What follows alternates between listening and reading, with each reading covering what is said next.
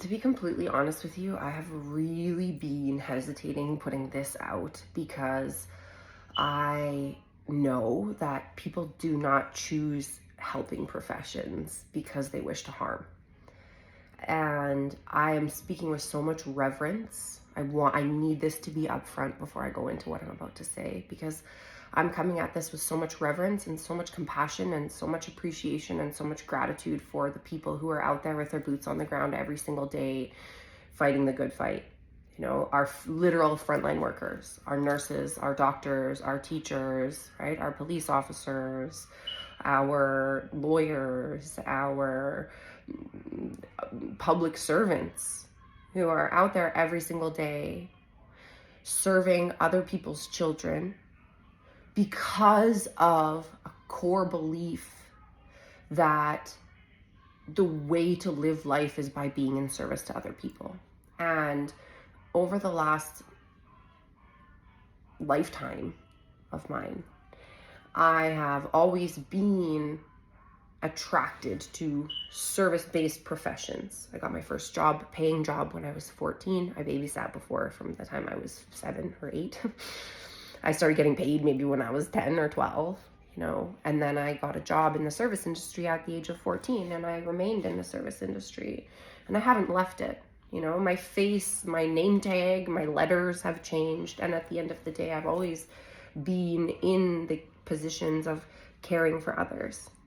And as somebody who has spent a lifetime caring for others, that means that my life is full of other amazing people who have dedicated their lives to caring for others.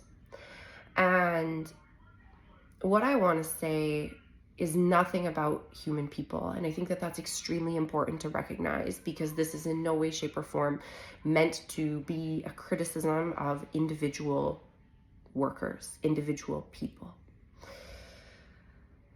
And at the same time, I have found myself in an ethical conundrum of sorts, where the trajectory of my work and the caliber of my mind and the quality of my services and the efficacy of my work has opened up doorways for me to become a part of some of the institutions, organizations, networks, power distribution channels that are responsible for making decisions for the rest of the population.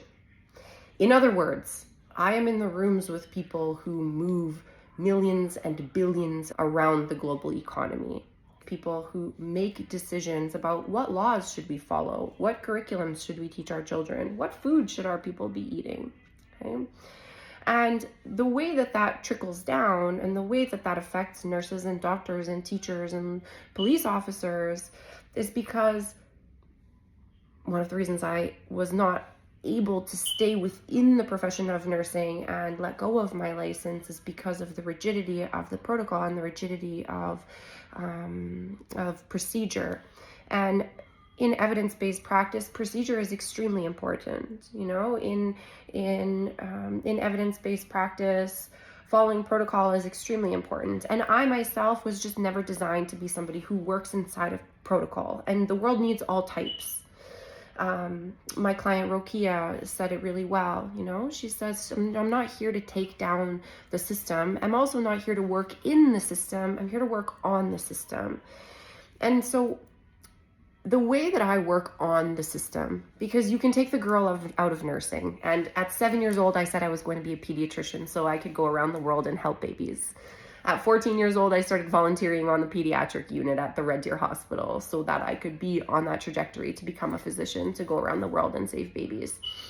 And even though the last 8 years of my life where I have been studying and specializing and practicing, I have not been doing it through a traditional institution, at the end of the day, I am 8 years into a very advanced body of knowledge, which has placed me in rooms with some of the most powerful people, arguably, on our planet. And I want to say that with a lot of,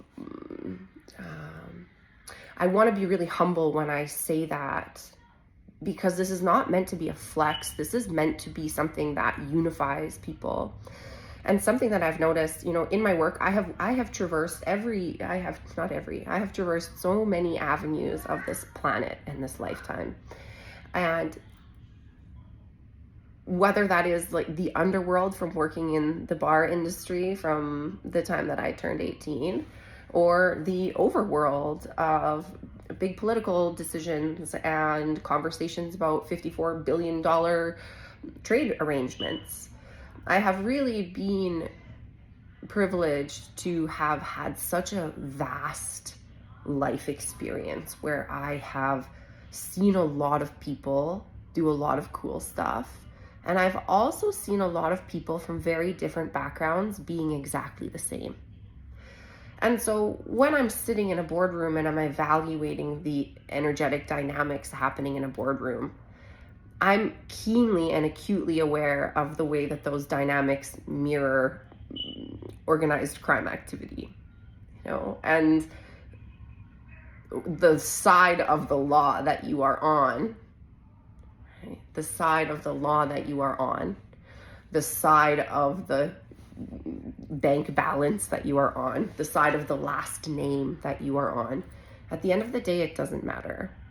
I have had conversations with bright red conservatives and fluorescent blue liberals, and I can tell you at the end of the day, the hearts are the same. I have had conversations with single moms and divorced moms and single dads and divorced dads from every background, orientation, culture. And I can tell you right now, our hearts are the same. And so the reason that I'm coming to you and having this conversation with you today is because I have noticed something with people who are currently in power. And this is also quite universal. Not everybody, okay? This is not, by any stretch of the imagination, this is not everybody. There are lots of amazing people who are doing lots of great work and who are in integrity with themselves and who are in integrity with their values and who are intentionally focused on developing character versus protecting reputation. And something I've noticed about people who hold a lot of power is that reputation is more important than character. And that is a problem that we need to work together to solve. And reputation is what people think about you. Character is who you are. And unfortunately, we live in a world of optics. We live in a world of media. We live in a world of positioning. We live in a world of competition. We live in a world of making your name off the inverse of somebody else's name. And I believe that it's time for us to begin having a new conversation about leadership and a new conversation about the way that we're holding power and a new conversation about specifically about the way that people in power are being ethically guided, beyond just our inner frameworks, beyond just our inner guidance system, beyond just our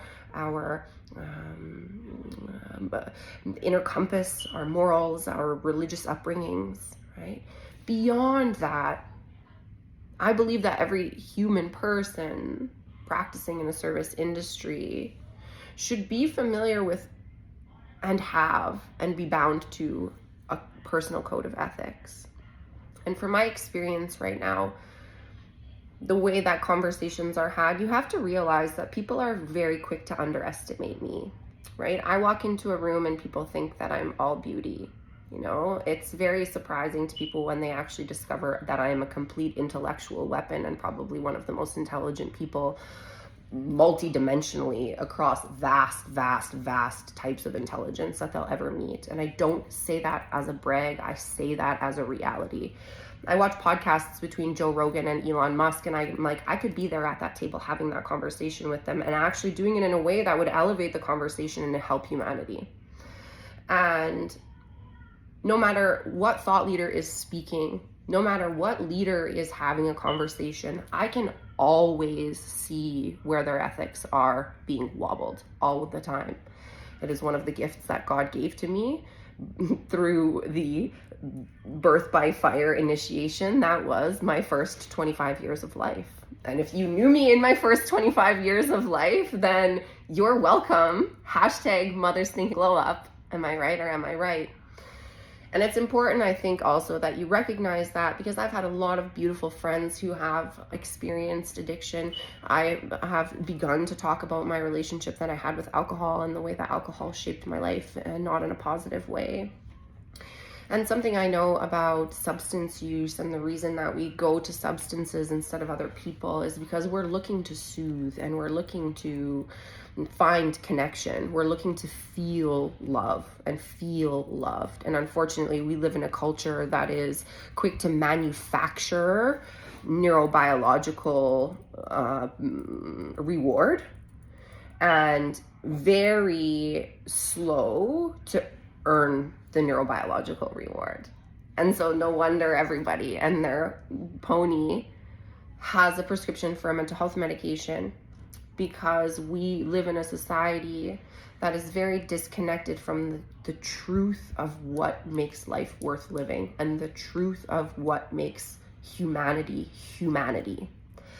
And I believe in a world where humanity is not pathologized, where we are not people who need to be fixed, where we are not people who need prescriptions, where we are not people who are broken, where we are not even people who are considered to be traumatized, but rather we are all human people doing our absolute very, very, very best in a very challenging time in history. We are living through an uncategorically ridiculously expansive time in history. I'm a millennial, and I grew up my early childhood without the internet. And then I was birthed through dial-up, beep, boop, boop, boop, boop, boop, boop. And then birthed through the PayPal era and the Google era, and now the AI era. And I'm only 36 years old, and I've lived through a lot of change already. I can't imagine. My grandpa's 94. Imagine the stuff that he's seen. That man has lived through the Great Depression. That man has lived through wars. That man has lived through artificial intelligence.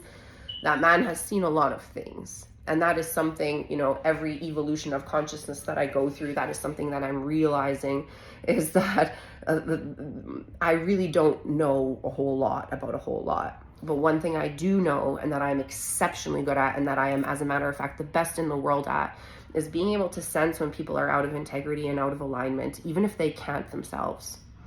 That is why I offer ethics advising to people who are in politics, and people who are leading big companies, and people who are making multi-million, if not billion-dollar decisions. Because how you do something is how you do everything. And the way that people are in their families is the exact same way that people are in their companies, okay? And the exact same way that people are in their companies is the exact same way people are with their children. And peace on earth begins with peace at home. And if we're not peaceful with our wives, we are not peaceful with our colleagues. And if we are not peaceful with our husbands, we are not peaceful with our bosses. And if we are not peaceful with our children, we are not peaceful with the people who look up to us from a place of respect and looking for guidance and leadership. We need a complete overhaul of the way that we relate to each other in the West. The way that we relate to each other in the West is very tragic. It is very disposable. It is very polarized. It is very cutthroat. It is very, let me step on your back so that I can get ahead, instead of recognizing that we can all put each other on our shoulders and take turn putting each other on our shoulders, and there's more than enough to go around. And the only people who don't want us knowing that there's more than enough going around are the people who hold the most power. And so everything that we have been working toward through the last 8 years, but especially since this past April, is with the pure and aligned intention of redistributing power the way that we have been redistributing power in families for 7 years. Time, energy, and money. Not because of who can bully their way to the top, but because of who deserves it based on merit, based on ethical conduct, based on evidence-based competence, based on competent discernment, based on generosity, based on integrity, based on being a good person. I believe in a world where your last name is not the only thing that can get you into a door. I have had to climb through a lot of layers to get where I'm at right now. I have had to climb through a lot of layers since the Cambridge West Department days. where my dad would pawn our TV for drug money to be sitting in a room evaluating $54 billion deals. I've had to climb through a lot of layers, and I did that without a last name, with an incredible single mom who had to work a bazillion jobs to make sure that we had a roof over our head and food in our mouths. Okay? And where was her support? Right? Like, where were the people who just showed up to make her a loaf of bread? Why are we not supporting mothers? It's because of the way that corporate is structured and the way that we have been programmed to think that we're supposed to be treated by our teachers, by our nurses, by our doctors, by our lawyers, by our police officers, from a place of fear and compliance and obedience versus authentic, aligned, compassionate relating. And so I am offering here an opportunity, if anyone would love to have a conversation with me about leadership ethics and helping professional ethics. I know in my heart that you don't go into a helping profession to harm people. And I have seen with my very, very, very own eyes harm being caused by the people who are meant to be helping. And this is not a personal attack. I understand that this is a systematic impression, a systematic the word is eluding me right now, but you know what I'm trying to say, a systematic application to humanity. The kinds of people that I really love to work with are specialist physicians, politicians, people in governance, right? Executives, vice presidents, presidents. I really love working with men. And one reason I think it's so important to work with men is because I have seen the way that men operate, and I don't trust 98% of you, 99% of you as far as I can throw you. And it's not because you're good people, it's because you have no containment. And women are extremely contained and need to be extremely reserved because a lot of kindness from beautiful women is perceived as sexual invitation. And that's not acceptable. That's not okay. And this invitation is to balance the containment where women do not have to walk through the world afraid that if they look somebody in the eye, they're going to be chased down the street. And men don't have to move through the world feeling like nothing that they do is good enough because they can't seem to give enough. It has nothing to do with that. It has to do with your lack of containment, your lack of boundaries, your lack of integrity. And I can smell it a mile away. Trust me. Right?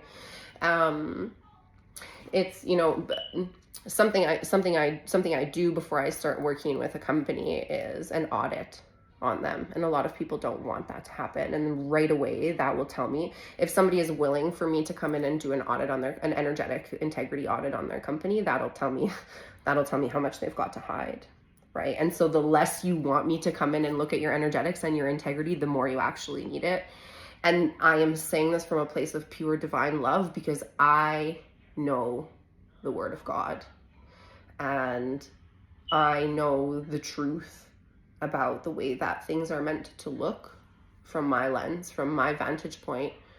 And all I offer is a mirror and really good questions and a no bullshit tone and a place where you actually can't feed me your bullshit. I am one of the few people in the world who is very comfortable calling out billionaires with their bullshit with a straight face because status does not impress me because I know how most people get status and that is not impressive to me.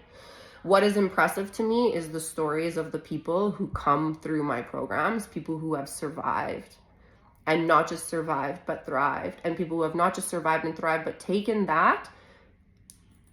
the thing that they have survived through and turned it into a survival manual for other people so that other people know how to be safe in schools, in healthcare systems, in their families. These are supposed to be the places that are keeping us safe, and they're not. So for leadership that is responsible for this, please have a conversation with me. If you are looking for an ethics advisor, have a conversation with me. I can't tell you for sure if I will take you on. I'm very selective about the types of people that I work with, especially at this level, because once you know what I know, you become a very, very, very, very, very, very, very powerful person. And there are unfortunately just not a whole lot of people on this planet right now that have the integrity to be able to sustain that and support that. We've all heard these scandals about these yogi men, right? Like Yogi Bhajan and Bikram and Osho. And I heard from a very intelligent man once upon a time, absolute power corrupts and power corrupts absolutely. In other words, power is meant to be shared. Power is not meant to be hoarded. We're not meant to hold it, right? Or it will corrode us. We are not meant to hold on to power. We are meant to move it through us. We are a power channel. Our body is a conductor. We are meant to take it and distribute it.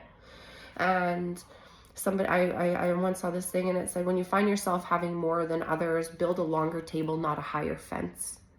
And I think that the way that the West has been built is off of fences. And what I believe to be true about the world, and what I have seen time and time again, is that when we build a longer table and we invite more people to that table, especially people we never thought we would invite, the world is a much better place.